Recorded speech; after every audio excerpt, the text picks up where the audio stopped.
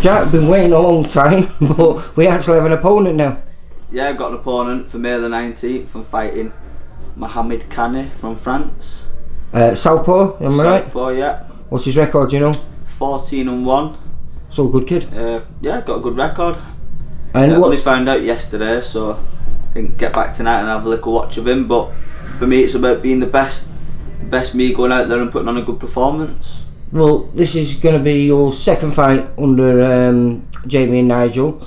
First fight, pretty impressive. Even though the guy was there to be beat, I don't think anyone expected you to beat him in the manner that you did in Kevin McCauley when you stopped him in the first round, because I don't think that's happened to him for about 50 odd fights. Last time was Mark Thompson, who's a light middleweight, you know, and then before that it was over 50 odd fights. So it was a little bit of a statement that you've got power even at the heavier weight.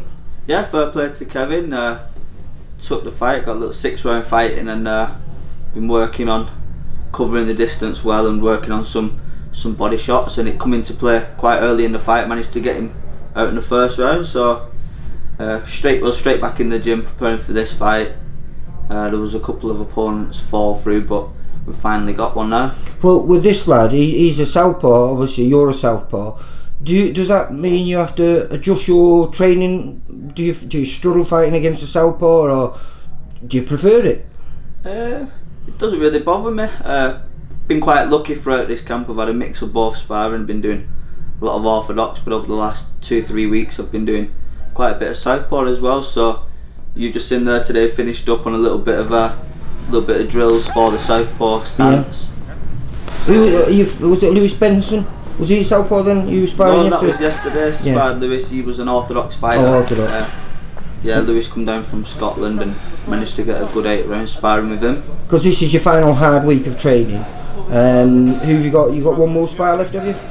I'm not too sure yet. I think I've just got a 12-round pad session on Friday, so I think that we wrapped up the sparring yesterday.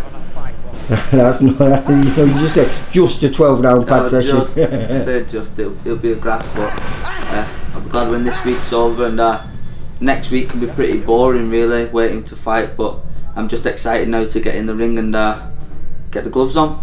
Do you find, I was chatting yesterday with you, and I was just saying, you know, the gym's going through a little bit of a transformation. Jamie's gone from being a part-time trainer with just Tommy Coyle to now having, you know, arguably one of the best stables in the country if everything goes to plan over the next few months. Do you feel that rubs off on you? Do you feel the confidence that this gym is developing is benefiting you? Of course it is, yeah. It's a great environment, the gym here. Jamie's got a lot of fighters now, and a lot of good fighters. Everybody's pushing each other in the gym. Everyone's got fight dates, so can only learn from being in this environment, working with Jamie and Nigel every day, and then got the likes of like Rocky, Martin, Carl, a lot of other good fighters every day, and then you're just picking up little bits, watching different styles and watching them spar and how they think, and every day's a learning day. And do you think that's made much of a change to you? What, about 4 months you've been here now? Yeah, of course. Over the last couple of weeks, again, it's just practicing things and put them into play, practicing stuff, sparring, and I feel like things are coming together at the right time for me. Because you're at a level now where, you know, world titles could be calling, you know, literally before the end of the year, or certainly at some point next year. You know, that's the level you're going to be fighting at. Of course, yeah. I know every fight now is an important fight. Likewise, next Saturday, got to come through this fight to set up them big fights in the future. And like when you get to these big fights, it's not a case of just going into training camp. You've got to work on certain things because you know you're up against top class fighters, so you've got to do everything correct. And I know obviously we can't look past this fight because this isn't a defence of your British title, but would that be something you would like to try and win outright before you have to relinquish it?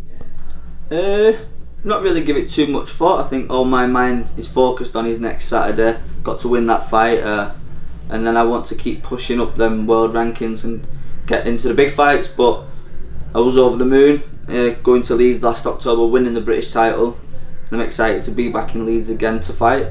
Right, well, good luck for May the 19th. We've got Josh Warrington fighting for the world title against Lee Selby, so hopefully I'll be down there watching you defend your title and win and come through it well. So good luck for May the 19th, and I'll hopefully be chatting to you still. I'm still. Nice one, Lee. Thank you Alright, very Jack. much. Take care, mate. Bye bye.